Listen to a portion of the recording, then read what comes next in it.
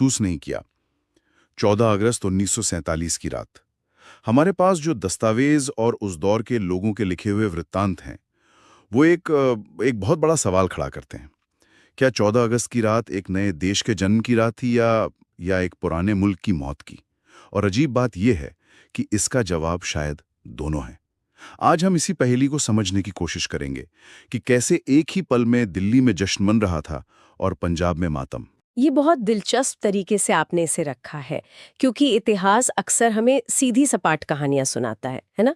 लेकिन 14 अगस्त की रात कुछ भी सीधी सपाट नहीं थी। ये एक विरोधाभास की रात थी।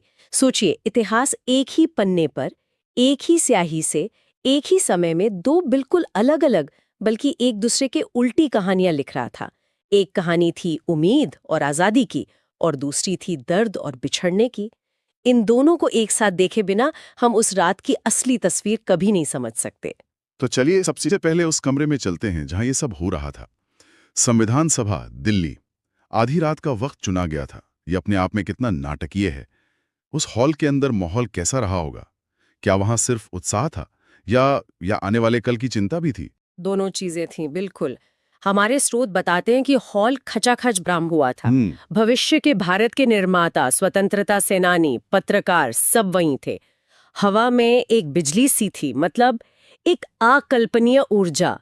लोगों को यकीन नहीं हो रहा था कि जिस पल का इंतजार पीढ़ियों ने किया, वो बस कुछ ही मिनटों दूर है। लेकिन साथ ही एक एक गंभीरता भी थी।